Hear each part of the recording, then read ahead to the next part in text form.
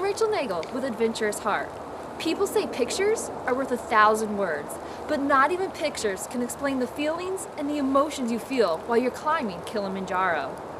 Whether you're just learning about Kilimanjaro or you've already summited, and especially if you're getting ready to take your own trek up Kilimanjaro, I encourage you to journey along with me to learn some tips and tricks to make your trip of climbing Kilimanjaro more successful. But first, let's take a look at the mountain. Kilimanjaro is located in Africa, more specifically in the country of Tanzania. It's located about 3 degrees south of the equator. 3 degrees south of the equator, and there are snow and glaciers? How can that be? Well, at 19,341 feet tall, you can make your own weather patterns so that it's 80 degrees or warmer at the base of the mountain and 10 degrees or colder at the top of the mountain. And still, around 12,000 people attempt to climb Kilimanjaro annually. So then you might ask, why would I want to climb Kilimanjaro? Everyone has their own reason for wanting to climb Kilimanjaro. While you reflect on yours, let me tell you mine. So my desire started back in the 4th grade, actually. We were doing a social studies project and someone did one on Kenya. Then I learned there were animals you could go on safari. As I continued to get older and wanting to go on safari, Kilimanjaro worked its way into the background. I started leading backpacking trips, first to the Grand Canyon, then on the Appalachian Trail. And then I knew that one day I was going to climb Kilimanjaro. So people would ask me, what's your bucket list? And automatically it'd be, I'm going to climb Kilimanjaro and go on safari. I continued to tell this to my husband. And he's like, why is it on your bucket list? Just do it. And that was the motivation I needed. Just do it. Too expensive, too this, too that. It doesn't matter. If it's something you really want to do, you'll find a way to do it. So there I was. I started looking and planning what it would take to climb Kilimanjaro. And it was unsettling at first, actually, because the more research I did, I realized that maybe I didn't actually want to climb the mountain. It would be too luxurious. It'd be overcrowded. It might be dirty. And you even get a certificate for climbing to the top. That was unlike any backpacking trip I'd ever experienced. But while I started having these emotions of not really knowing if I wanted to climb Kilimanjaro, I had to. It was on my bucket list. It was something that I needed to do. So I started to do more research, and this is what I found. I learned that Kilimanjaro is made up of 3 volcanic cones: Shira, Kibo, and Mwenzi, with Shira being the oldest. And what actually happened, and this is millions of years ago, is Shira erupted and created a crater. And then millions of years later, thousands of years later, Kibo erupted and flowed into Shira crater, making it a nice flat plateau. So if you're coming up from the west side of the mountain, you will hit a nice flat plateau before you start climbing up the edges of Kibo to get to the top of Kilimanjaro. As I continued to look, I realized there are lots of options to climb. So first, how do you determine which route you want to climb? And then how do you determine which company you want to take you on there? Because you are required to have a guide on Kilimanjaro. So looking at all of the routes, there are 7 routes on Kilimanjaro. 6 of them are ascent routes, 2 of them are descent routes, and only one, Mweka, is a descent-only route. So looking at them from left to right, you have the option of Shira and Lemosho routes, both coming from the west and going over that Shira plateau we talked about. But the Shira route starts you up at a higher elevation, which can make the AMS, or acute mountain sickness, altitude sickness, a little bit more severe. So if you're going over there, Lemosho might be a better route. You can also do the Machami, which is known as the whiskey route, the Umbwe, which is a pretty intense route. It's pretty intense elevation to be able to get to the top. A lot of people who do that aren't successful, but that is definitely a way up. And then the Mweka is a descent only. The Marangu route, known as the Coca-Cola route, is pretty popular because it has huts on it instead of tents, which makes it a little bit easier for people who are uncomfortable with staying in the tents. And then the Range actually comes from the north side of Kilimanjaro, quite close to the Kenya border, but all of them still starting in the country of Tanzania. And when you're looking at the different routes, specifically Lemosho, which is the one I was looking at, you can go around the bottom area to Barafu Camp and then Barafu into the top. The only thing is, if you go that route, you have to start at midnight. And for most of these, you start at midnight to be able to go and make your summit. If you go through Glacier Camp up to Western Breach, which we'll take a closer look in, if you go to the Western Breach, which is essentially the crater wall collapsed and created the Western Breach, it's a really intense climb up the mountain, and you stay at Crater Camp at 18,000 feet, so the highest you would camp on Kilimanjaro. And the benefit is you get to leave at 5, 6 o'clock in the morning instead of a midnight start, so that's good. However, the bad part, and why I decided probably wasn't going to climb the Western Breach, is because in 2006, 3 Americans were killed because there had been rockfall. So the sun came up, melted the ice, loosened the rock, and rocks came plummeting down there. Now, if you go up the Western Breach, you're required to get started at 5 a.m. and be through that point before the sun can hit the ice, melt it, and cause more rockfalls. So originally I was thinking Western Breach, no way, too dangerous. No mountain's worth that, right? However, then I learned about the Ash Pit. The Ash Pit is in the center of Kilimanjaro. It's by the Rouge Crater. In the Ash Pit, you can actually smell sulfur. And that excited me to one point that I wanted to go to Ash Pit more than I wanted to reach Uhuru Peak, which is the top of Kilimanjaro. So when push came to shove, which route did we decide? We went for the Western Breach. So we went through the Lemosho route, and instead of going around to the bottom to the Barafu route, we went across the Shira Plateau and up the Western Breach. And you can see our route coming through here. So the most mileage we did in one day was 7.5 miles, which was our day summiting and coming back down. And then 1.5 miles was the shortest as we went up the Western Breach, for around just under 35 miles total in 8 days. 6.5 days up the mountain, 1.5 days down the mountain. And taking 8 days worked really well because it helped with our altitude sickness. But as you'll find out, it doesn't matter who you are or where you're at on the mountain, altitude sickness is probably going to find you. With our route decided, it was time to pack our gear and head on over to Africa to climb Kilimanjaro. So as we started to pack, we made sure we had plenty of layers: wicking, warmth, and weather layers. So we had 3 layers for our legs and about 5 layers for our uppers, with plenty of socks, water bottles, and everything we need to be able to climb Kilimanjaro. And for additional tips and tricks of what you need to pack, whenever you book a company to be able to take you, they'll provide you with all of those lists, menu, everything that you'll need to be able to climb the mountain. So what did the bags look like? We had a 50-pound suitcase that we took that would be left at the hotel to be able to put our safari clothes in, anything we didn't need while we were on the mountain. And then we had a porter bag, which was essentially a large duffel bag that we could put somewhere around 25 to 30 pounds in it. Absolute max for the porter's sake was around 40 pounds. And as you're packing it, this is everything that you won't need while you're climbing that day. So all of your extra layers, anything you need at night to sleep in, would all go in this bag. And then you had a day pack, which you would put around 10 to 15 pounds in. And the day pack we have here was about the largest size you would carry on Kilimanjaro. In that, you would keep the layers that you need to regulate your temperature throughout that day, water, a couple snacks, camera, and that's about all you would take. Some sunscreen, any essentials you would need throughout the day. Your headlamp would be good as well. So this is the gear you're looking at to climb Kilimanjaro. And you can see the way the porters carry your gear is amazing. They're essential on the trip. I didn't think so at first, but they proved to be pretty miraculous while you're on the mountain. So with our gear packed and ready to go, it was time to head on over to Africa.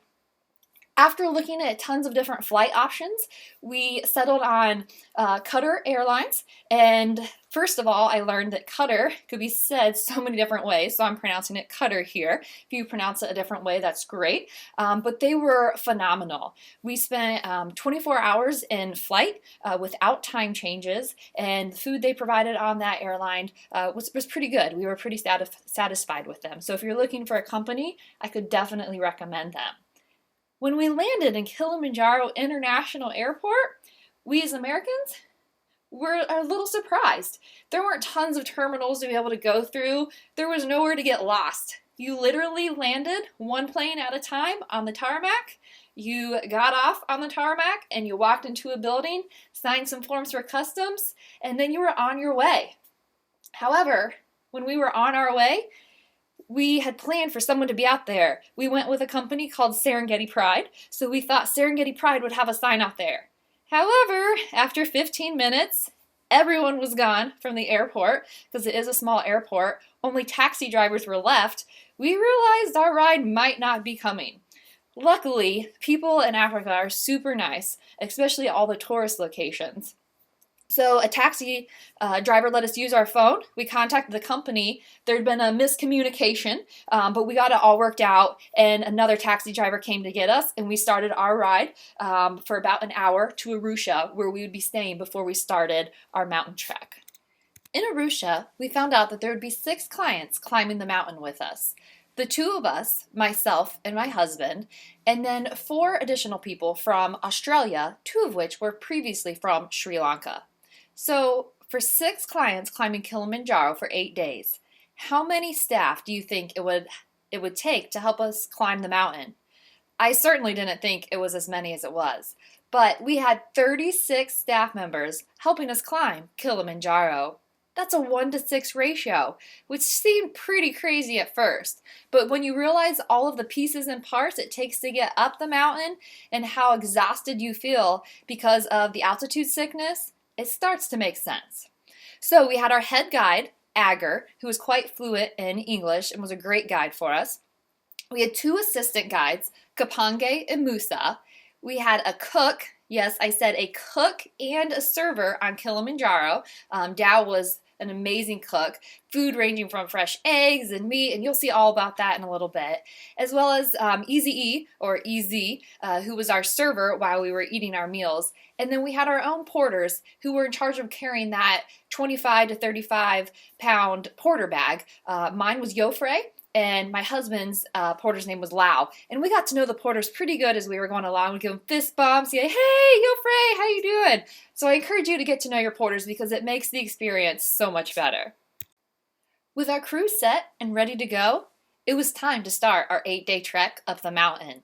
Day 1, we'd be starting from Lemosho Gate to Forest Camp, just around 4 miles. And the temperatures that you'll see throughout this is the temperature at night inside our tent, just to give you an idea. So it wasn't starting at 55 degrees, that was the low for the night. But before we got to Lemosho Gate, we had to make a stop at Londerosi Gate. When you start to climb Kilimanjaro, everyone has to start here. And we got a late start, so we were the last ones there. It took about 2 hours to get everything sorted out and situated. But it's important to stop here because this is where you weigh all of your bags to make sure the porters aren't carrying too much. So everyone who's starting that day in the Lemosho Shira area has to start at Londerosi Gate. And then from Londerosi Gate, we head to Lemosho Gate, which is where we actually start our trek. But on our drive there, and something that's frequent is, so we were climbing in December into January, just after the wet season in Africa. So the roads were still a little bit muddy. And lucky for us, we were in a 4-wheel drive vehicle. The porters, not so much. So their bus could not make it through the wet mud. So unfortunately, about a mile or 2 back from the Lemosho Gate, they had to unpack everything they'd be carrying and walk extra distance. And somehow, miraculously, they still beat us to camp. Like I said, the porters are awesome. So there we were, getting ready to start Lemosho Gate. And I was actually a little surprised at how steep it started. I was expecting it to start a little bit flatter in elevation, not that we couldn't handle it, it was just a little bit of a surprise. So as we're continuing, To start, we were also surprised by what the porters were carrying. Fresh eggs on a mountain.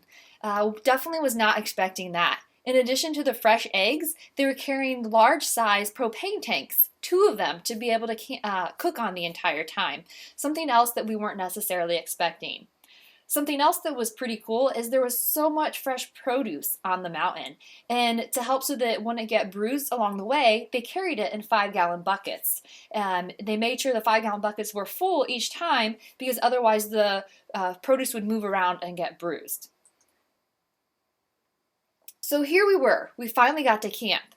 The first night of camp on Kilimanjaro. And kind of looked like I hope it wouldn't. There were tents everywhere, overcrowded maybe a little bit, but it was the first night. And I slowly learned that because there were so many people, I was able to develop a pretty cool morning routine, something that I hadn't been able to do on any other backpacking trips because I was doing all the work. So the morning routine looked like this. The porters would wake you up. You didn't have to have an alarm clock. They would wake you up and say, "Would you like a hot drink?" So you could have your coffee, tea, hot chocolate while you were waking up inside your tent. And then they'd say, "There's water outside for washing." And you can see that in the lower left picture here. So there was warm water. You didn't have to use baby wipes like we often use on backpacking trips to keep yourself clean. There was hot, fresh water that you could use. And then breakfast. This is breakfast. It wasn't sitting on a log next to where you're making your food. It was a full-on tent with a table and lots of food. Again, meat, eggs, almost anything you could think of. And you're on a mountain. All of this was brought up there. In addition to some of the things that were convenient on the mountain, is there was also a restroom. So you weren't out there digging a cat hole or anything like that. They actually carried the restroom. And the middle picture, the guy to the right, his name is Jared. He was what is known as our engineer. Fancy name for the guy who got to take care of the toilet. So thank you, Jared, for that. And you can see here that food that they carried the produce in with a bucket, they use that bucket to be able to collect water as well. So they collect water from the stream, use a filter to be able to filter the water, and in addition to filtering the water, we used the chemical treatment. So it took about 45 minutes for the chemical treatment to work as well, using filtration and chemical treatment to make sure our water was as clean as it could be while we were on the mountain in Africa. And the really cool thing, so originally I thought it's going to be overcrowded, there's too many people. But because there were so many people and the porters were there doing a lot of the work, I was actually able to get out and explore the mountain. I didn't have to worry about cooking and doing all that stuff that you typically do on a backpacking trip. So I got to go see the wildlife that was there. And there wasn't much except for in the forest area, but we were able to see the blue monkeys walking around the campground area and get some pretty cool pictures of them.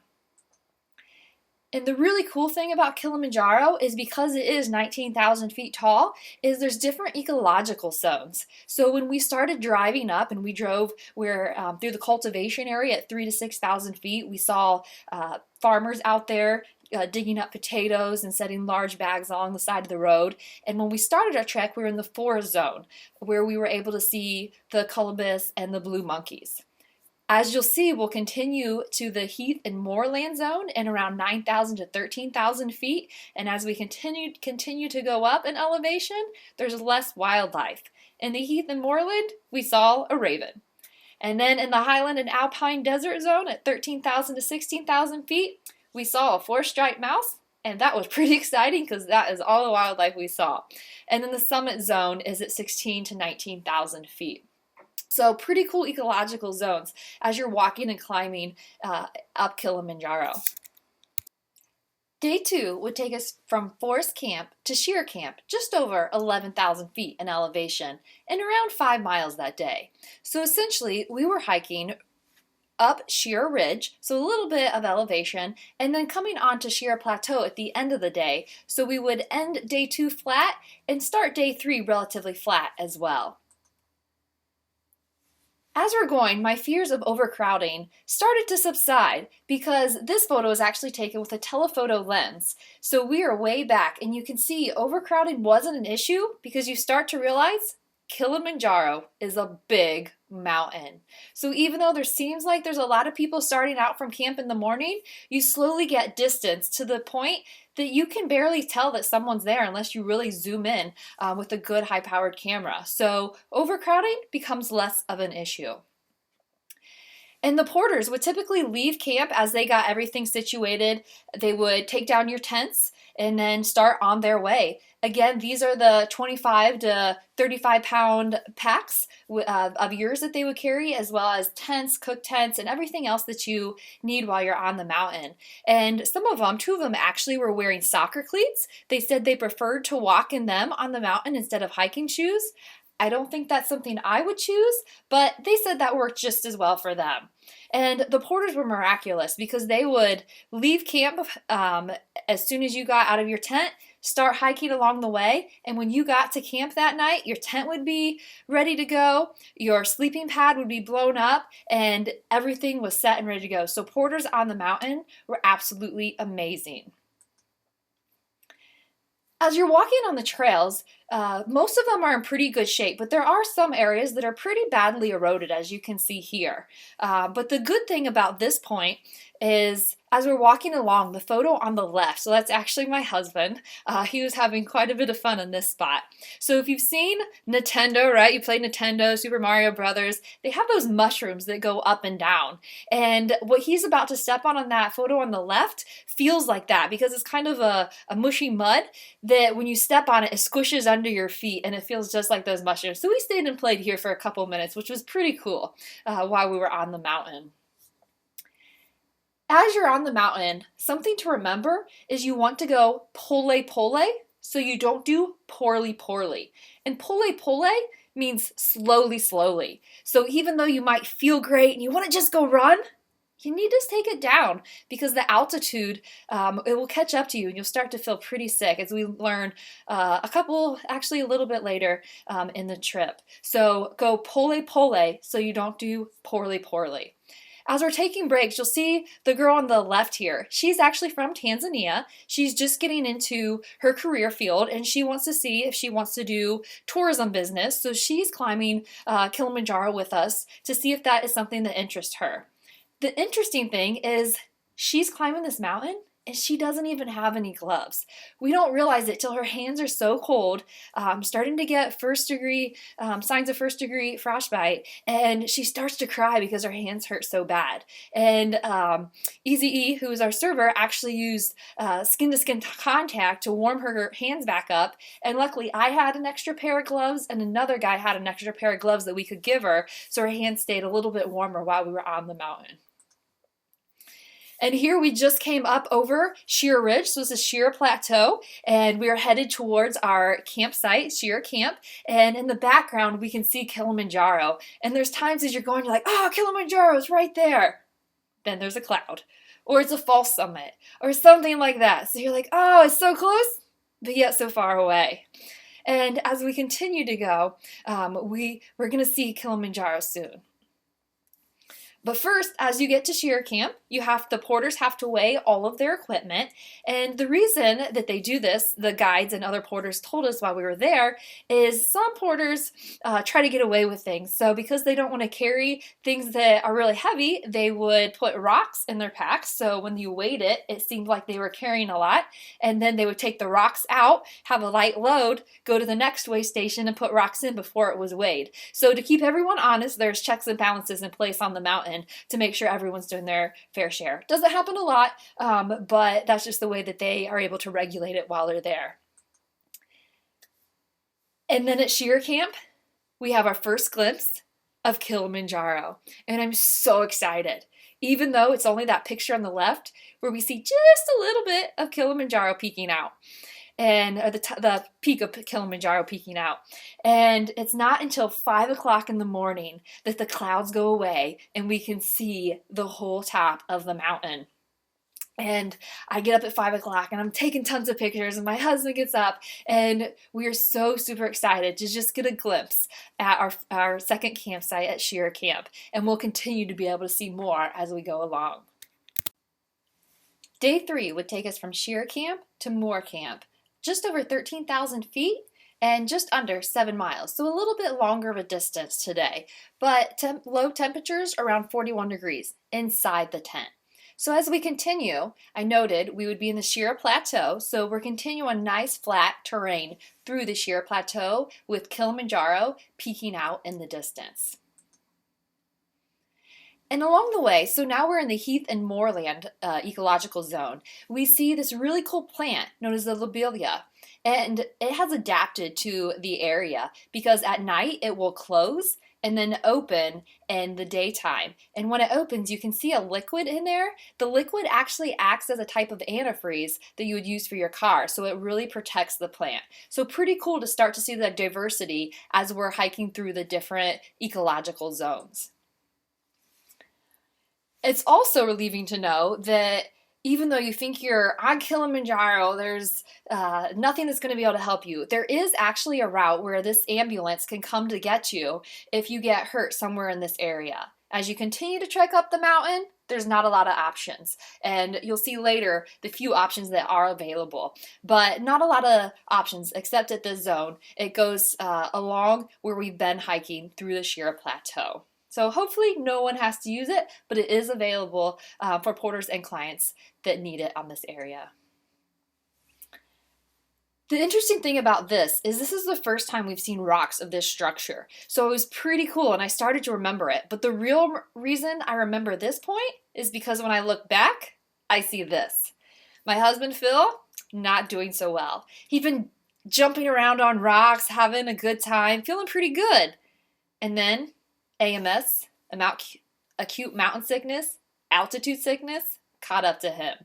It was just after around 11,000 feet, he started feeling this pressure in his chest, and you could start to feel your heart throbbing, immediate headache. If you walk slow, you're okay. You start walking a little faster, your head starts to throb. And the air is just so dry that every time you take that necessary breath that you need because of the altitude, it burns your nostrils and you start to feel nauseous. So again, that pole is important the whole time because it'll catch up to you and you'll do poorly. So luckily we're almost to camp, we're almost to Moir camp, and Philip can go take a rest in the tent. However, the rest of us, when we get to camp, everyone else is gonna party. So the porters were there when we arrived and they started doing a chant and all of them were doing this and we joined in singing, and it's a really big cultural thing on the mountain that you join in with the porters and their chants, and other people from other camps will come and join you. So really cool to have the porters kind of give that uplifting atmosphere as some people start to feel a little bit worse. So while Philip was in his tent, I got him to take one more picture because Kilimanjaro was sneaking its way out again. Took one more picture. He went to lay in his tent, and me, being a guide myself back in the United States, decided I wanted to see what it was all about. What are the porters doing? What's the behind the scenes that's going on to make our climb of Kilimanjaro successful? So the previous night, I asked the porters if I could come into where they were cooking the meal, and they were a little standoffish. They let me in for a little bit, but not too much. But by the third day, we'd warmed up to each other, we got to know each other a lot better, and they welcomed me in. I went in there and watched them for about a half an hour, just watching as they're cooking on the propane tanks, using those buckets again as a cutting board for the meat. Again, fresh meat on the mountain. And Dow, the cook, he told me he'd take all of the food, the produce, he'd dump it on the side, and then he could pick whatever he wanted to be able to get the best part. So I sat in there, they offered me some snacks to eat while I was in there, and again, about 30 minutes until Dow pulled out what was on the right.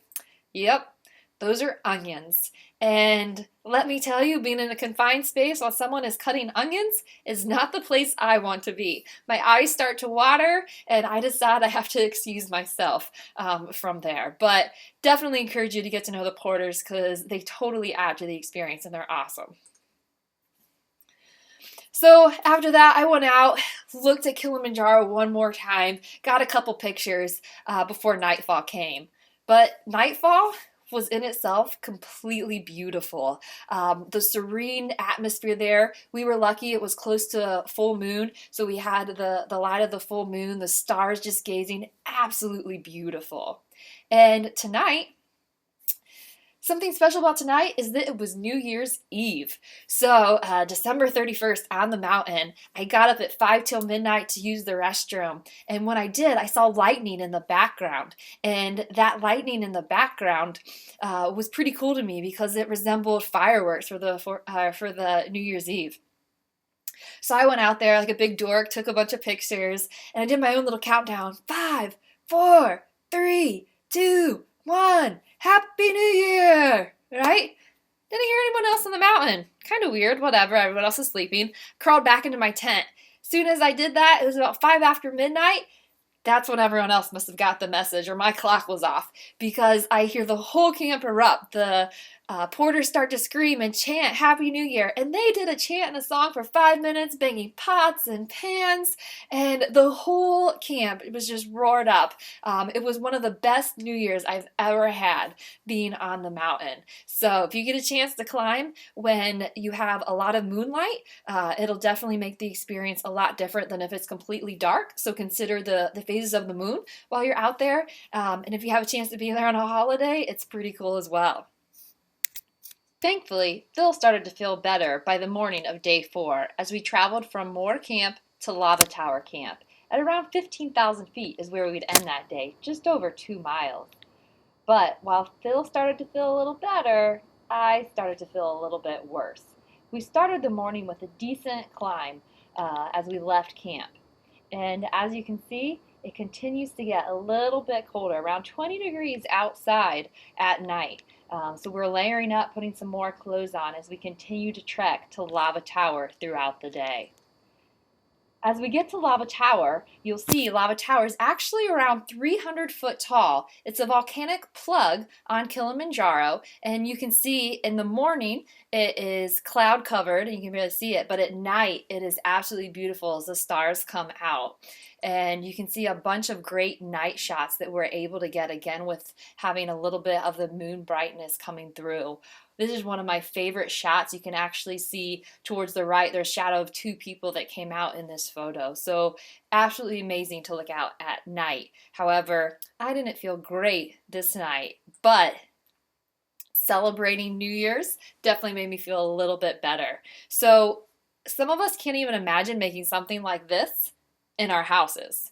But this is what the cook and the servers were able to put together on top of Kilimanjaro at about 15,000 feet. They made a homemade cake and they surprised us as we were finishing up dinner, put a blanket over the top, started giving a chant, and came in and we celebrated the Happy New Year. They also had non-alcoholic champagne. When you're at altitude, alcohol is definitely not good for you. So they did have non-alcoholic champagne and cake that we could enjoy to really celebrate and bring in the new year for 2015.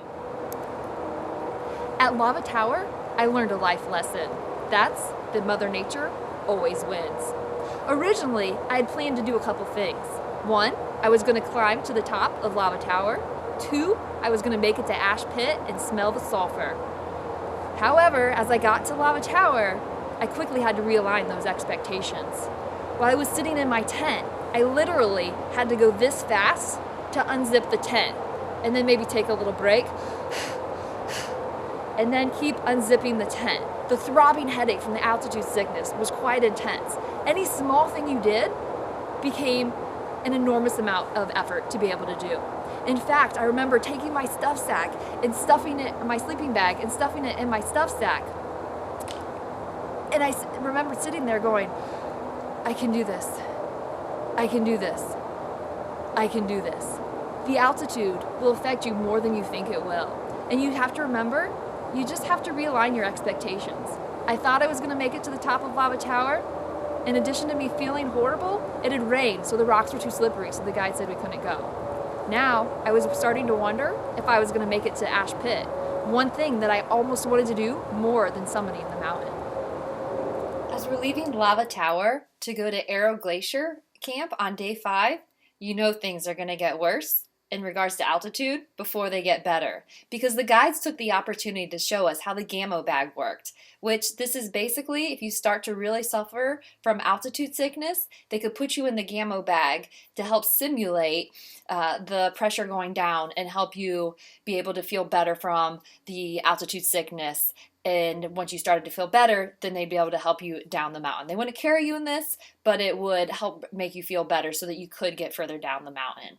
With that example, Phil was getting ready to get his trekking poles ready to go, and it was stuck. So Agar, our guide, said, "Hey, someone, bring me the pliers, bring me the pliers." And Laul, who was Phil's porter, came over and said, "I got this." And he literally took a bandana, put it around the trekking pole, took his mouth, bit down on the bandana, and used his mouth as the pliers as he was able to loosen the stuck trekking pole.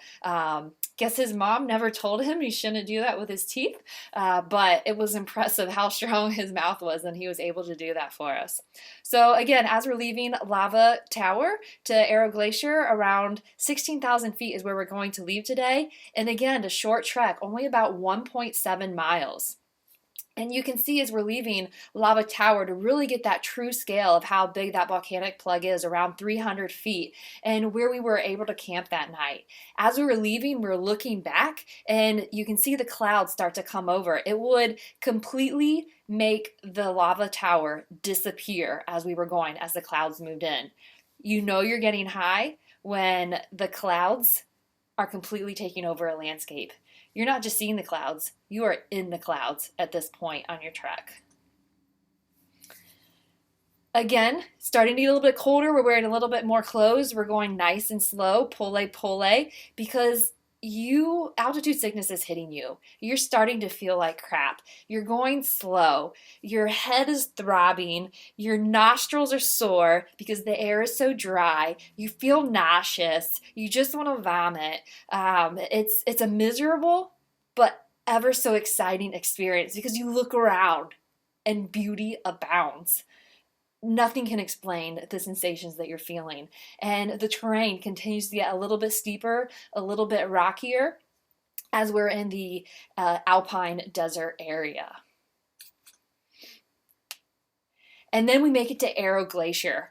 This is at the base of the western breach as we're getting ready, and the wind will come through here at intense speeds, 40, 60 plus miles per hour at least, and it will actually probably higher than that because it has knocked down buildings and porta-johns that have been there before, causing problems for other trips. But this is the base of the western breach where we're going to take off from and climb up in the morning. With a 4 a.m. wake-up call, we would get ready to master the western breach. This would be one of our shortest days. It was only 1.5 miles. It couldn't be that hard, right? But as we left Arrow Glacier Camp to Crater Camp, just over 18,000 feet, the highest that we would camp on Kilimanjaro, there was no water outside for washing. I mean, why bother? It's 10 degrees outside. There's no way it'd still be warm by the time we got up there. So as the terrain got a little bit tougher, the amenities went down, which was completely understandable. By 5 o'clock, we would be on our trail and getting ready to go. After all, we wanted to make sure we were on the trail before the sun came up, melted the ice, and potentially caused more rock falls. So we got our helmets on, though it was just us clients who put helmets on. The porters didn't have helmets, and that didn't sit that well for me. Why should clients have helmets, but everyone else shouldn't? It was a little bit of equality that I wasn't comfortable with, but we had to go through with. And you'll notice there's a lot more scree or loose rocks as we're continuing on our way up the western breach. But before we left, in a matter of probably 5 seconds, I saw this beautiful presence in front of me. And everyone's like, all right, we gotta go. And I was like, wait, one second, I gotta get this picture. What you think you're looking at is probably a sunrise or a sunset. But that's actually not the case at all. This is a moonset. One of the only times in my life that I've had the opportunity to watch a moonset appear so beautiful. So as we continued up the western breach, you can see we're leaving Arrow Glacier Camp in the top left and what that looks like. And as we're continuing up, you can barely see where the trail is supposed to be because of all this scree or this loose rock that's before you. So you kind of look, you see where you're supposed to go, and continue on your way. In the bottom left picture, you can see the balance gets a little bit less. I'm actually reaching down as I'm losing my balance. And as we continue around that rock in front of us in that lower left picture, one of the girls from Australia was actually stepping up and her foot slipped off the rock. And my husband, Phil, was behind and caught her foot and helped her push it up. But the terror and the fear in her face that I saw was unbelievable and unforgettable. I can still see that fear in her face. So while it is the Western Breach and you're on Kilimanjaro and it sounds exciting, there's still quite a bit of danger that's associated with this area than it is truthfully there. But as you can see, absolutely beautiful. Again, you're still feeling like crap. As you can see Phil's face, you feel it. Altitude sickness is upon you. You feel nauseous. Your heart's throbbing. You're moving at a very slow pace. You're taking 3 breaths with every step. It's a slow, painful process as you're looking for the trail and you're continuing on your route. And it's steep. You can see it continues to become steep. There's still that loose rock, but as you look around, it's absolutely beautiful. Would not trade going up the Western Breach for anything. It was one of the best, yet worse, because of the way you feel, moments on the entire trip. Absolutely beautiful. But we had to make sure we continued to move at a slow, yet decent pace so we could get out of the danger zone in the quickest amount of time. When we got to lunch today, typically the porters would set up a tent, they would have our table, we'd have a nice lunch. However, there's no place to do that on the Western Breach. So we found a nice spot. This isn't a picture of it, but we found a nice spot and Lau was serving us that day. He put a blanket out, got all the food, made it look great, and I feel horrible for saying it, but we all sat down and we said, "Lunch is served." Not one of us moved towards the food. At this point, you feel so horrible, food doesn't sound good, and you certainly don't want to move. I mean, any movement forward in any direction is painful. It takes more breath, it takes so much energy, it gives you a bigger headache. You just don't want to do it. So Lau, being the great person he is, saw that we were not moving any closer. So he took plates, put food on each one, and brought it to us. Again, without the porters, this climb would have been much harder.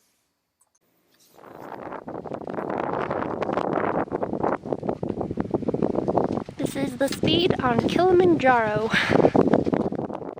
So we said only 1.5 miles today, right? But that 1.5 miles took 8 hours. Let me repeat that again. 8 hours to walk 1.5 miles. That's because this was literally how fast we were going. And with every single step, it was 2 to 3 breaths per step. The altitude is certainly getting to you as you're climbing the Western Breach. And I honestly thought when we got to the top of the Western Breach and I saw glaciers for the first time that I'd be like, "Oh my gosh, awesome, glaciers!" Wasn't the case at all. In fact, I got up there and I was feeling so horrible that I said, "Oh, glaciers, great." Didn't think that's how it was going to be, but that's how it was, because you feel so horrible that the joys that are out there, they kind of go down a little bit. In fact, when I got there, I looked at the glaciers and then I sat down in the ash, which was so warm. And I sat down and I was like, "Oh, thank goodness we're here at Crater Camp." And Musa actually came up to me, our assistant guide, and said, "No, you need to get up, not safe." Because they wanted to make sure I wouldn't lay down here, because unfortunately what has happened, not when it's a full moon, is porters would come, they would lay down, they would fall asleep because they've been working so hard. And it would get dark and they wouldn't be able to find their way back to camp and they would perish on the mountain. So everyone was always looking out for everybody while we were on the mountain. At Ash Pit, I once again had to realign my expectations. Partway through the trek, I had even said, "You know what, even if I don't make it to the top of Kilimanjaro, I want to make it to Ash Pit." That was my new goal. However, when we finished the Western Breach and got to Crater Camp, that was my absolute worst day on the mountain. In fact, I couldn't even keep my excitement inside, and vomited over the mountain 2 or 3 times. I couldn't even make it to the restroom 50 feet away without throwing up. So nauseous, vomiting, it's part of the altitude sickness. Still, I wanted to get to Ash Pit. I convinced my husband, please ask the guide if I can go, please. Because judgment kind of goes out the window a little bit when you're starting to feel sick from altitude. And so of course my husband asked them as I'm laying in my tent with 2 sleeping bags on, still freezing and cold. Of course the guide comes in and says, no, you can't go to Ash Pit, but why don't you come to dinner? I was like, I don't really feel like eating, I'm not coming to dinner. So I couldn't even stomach what they were feeding me. I luckily brought a boiled and bagged meal from back home, which I advise bringing some type of meal that you enjoy just in case you start to get that nauseous and you aren't feeling like eating what they're serving. But again, at Ash Pit, one of the worst days that I was there, and I had to again realign my expectations. So as you're getting ready for your climb, think about that. Expectations can be realigned and it's okay, and you'll still have a successful trip.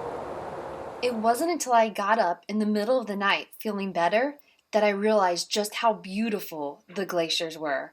I had gotten up to go to the restroom, and I remember distinctively stopping on my way and just looking and thinking, oh my gosh, this is what I thought the glaciers would look like. They're absolutely phenomenally beautiful.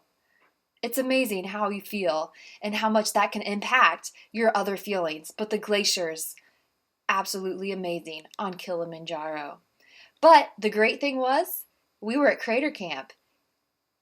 It was the middle of the night and I could go back to bed. It wasn't like if I had stayed at one of the other camps like Barafu or Barafu, where you started at midnight to summit the mountain.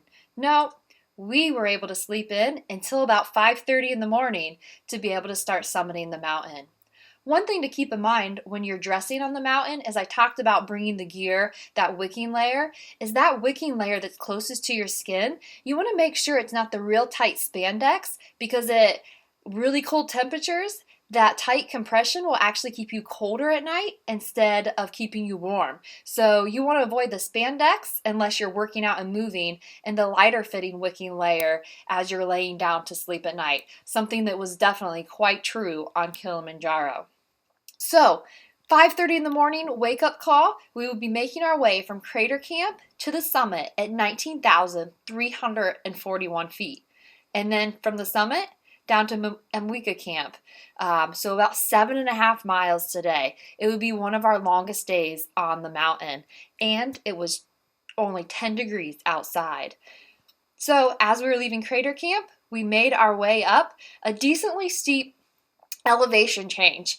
And this is the first time we're really walking in snow. We saw a little bit of snow on the mountain, and I made a little snowball before that, but this is where the snow was. And even though we had every single layer on that we could think of, and we had hand warmers and toe warmers, it was still cold at 10 degrees. And you couldn't feel bad because the porters didn't have as much clothes as you did, and you knew they were cold as well. So you continued up the mountain. And as you continued up, we came to a beautiful vantage point where you could see where we were the night before, the Furtwangler Glacier, the northern ice fields, and where the ash pit was. Even though I didn't get to climb to it, at least I got to see it. Sort of. And then, the moment we'd been waiting for. It was like angels came out and started singing their song, like, ah! Beautiful. But it was almost serene, because you're like, wait, that's it? Really? This quick ascent in the morning, and there it is?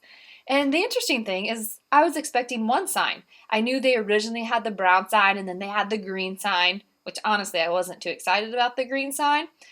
But now there were 2 signs, and our guide had told us that just this year they'd put up 2 signs, so there weren't too many people waiting to get pictures with the signs. In reality, we wanted pictures with both signs. And the coolest part was we were the only ones summiting at that time, so we had full range of the top of Kilimanjaro. So January 5th, 2015, at 8:30 in the morning, we had created what was on my bucket list. I had climbed to the top of Kilimanjaro. And like silly people, we decided to jump because it was beautiful and you had to get an awesome picture on top of Kilimanjaro. Remember, you're at 19,341 341 feet. When you jump, you get a crazy, crazy intense headache. Not the best thing to do. However, because we're not really that smart and you have to get the great picture, since the picture didn't turn out that great, we did it again. But it didn't matter. You were at the top of Kilimanjaro. Now, at this point, Agar, our guide, came up to us and said, "Hey, you guys made it to the top, the 4 of you. There's 2 more people coming." See, one of the guys that we started with was having a horrible time with altitude sickness. So much so that at Crater Camp, he had to be given oxygen, and he was moaning and kind of gurgling, not handling the mountain well. And porters were really helping him get to the top of the mountain. But remember, you can't go back down the western breach once you get to a certain point because it's not safe. So he had to go up and over the mountain. So Agar said, "Go ahead, continue down the mountain." But there was no way we were going to leave. We'd started together, we were going to finish together. So we decided to wait. But because I was feeling better and there was a glacier, it was calling my name. So we hiked down to the southern Icefield. We were able to make snow angels in the glacier and just really marvel at how big it was. The part we forgot is you had to climb back up. So we kind of ran down, regretted it because you start to feel like crap instantly. But then we started to run back up and again slowed down because you start to feel bad again. However, it was so breathtaking, it didn't matter. It was beautiful. But then we got what we were waiting for. Our whole group had summited together, and we were able to get everyone up there before we made our descent. So here we were at the top of Kilimanjaro. And then it meant downhill. 6.5 days up the mountain, 1.5 days down. We would continue to Barafu and then to Mweka Camp where we would spend the night. And along the way, we saw Stella Point. Now, if you're coming up not the Western Breach side, Stella Point is a big deal to be able to make because not everyone, because of the altitude, can make it to the top of Kilimanjaro. And if you make it to Stella Point, that's quite an accomplishment. So we stopped and took a picture at this point as well. And at the end, you get certificates. And you get a certificate if you make it to Stella Point, and then another one if you make it to Uhuru, which is the peak of Kilimanjaro. And we wanted to make sure we captured that on our way down, of course.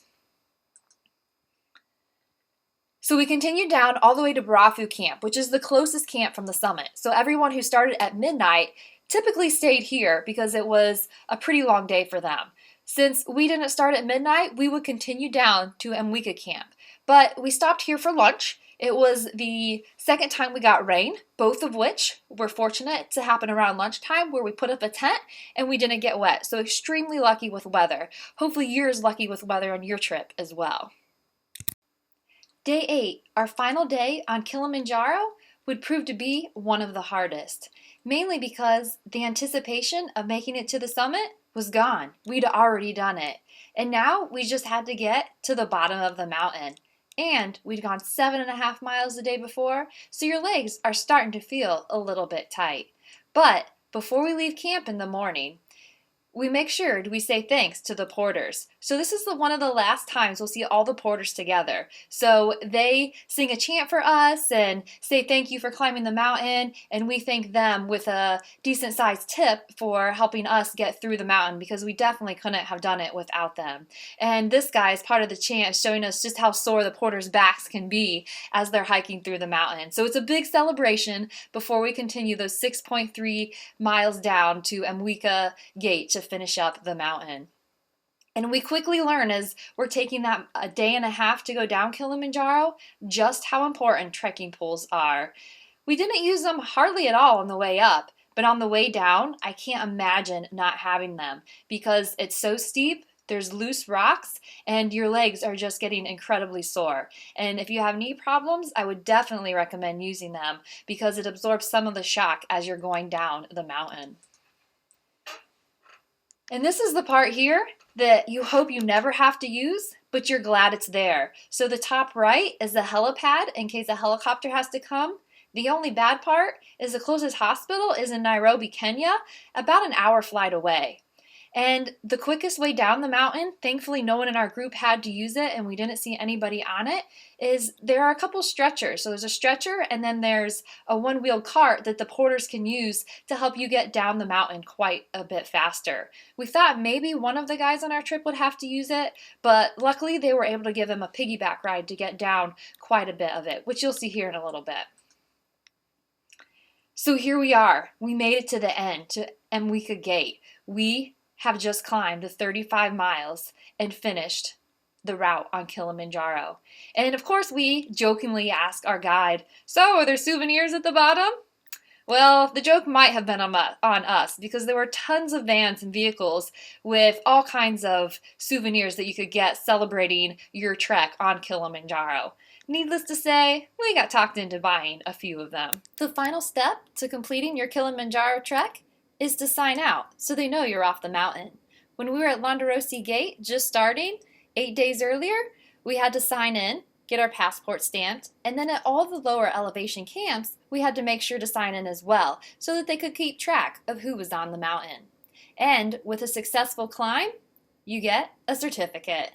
Now, at first, I thought it was kind of hokey. I mean, where else do you get a climb and you get a certificate for backpacking? And while I thought that was the case, when we actually got the certificate, I was actually a little disappointed that it had the wrong date. We had submitted on December 5th, not December 4th. So I don't know what that has to say about me. But nevertheless, we got our certificate for climbing Kilimanjaro. As a recap, there are a few things that I learned while climbing Kilimanjaro that might help you as you're planning your trip. One is acute mountain sickness, altitude sickness, is going to affect everyone and is going to affect everyone differently. And if you've never experienced it before, you might think you're prepared to feel absolutely horrible, but it might be a little bit worse than you actually think it is. So prepare yourself for the worst and then you might be all right. We actually had someone from our group suffer from each of the stages, from mild, moderate, and severe. And you can see the guy suffering from severe here is actually being given a piggyback ride down the mountain. 2 porters would take turns running with him on their back, take a break, switch, and continue to run him down the mountain so that he could get down the mountain as quick as possible because on his own, he was not getting down very quickly.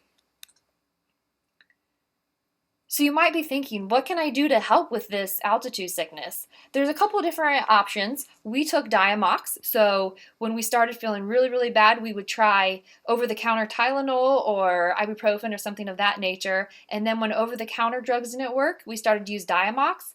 And honestly, it worked like a miracle drug at altitude. 30 minutes after I had taken it, it was much better. A couple other medications you might think about is Malarone or some type of medication for malaria. Our guide was actually just getting over malaria, so it is definitely prevalent in the area. And then there's a variety of vaccines you might decide to take.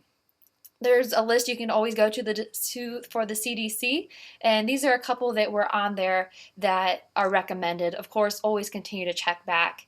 And we thought, a traveler's medical clinic would probably be the best option since you're traveling overseas. However, we didn't find them as helpful as we thought they might be. So if you can get these vaccines from your doctor, you may be further ahead.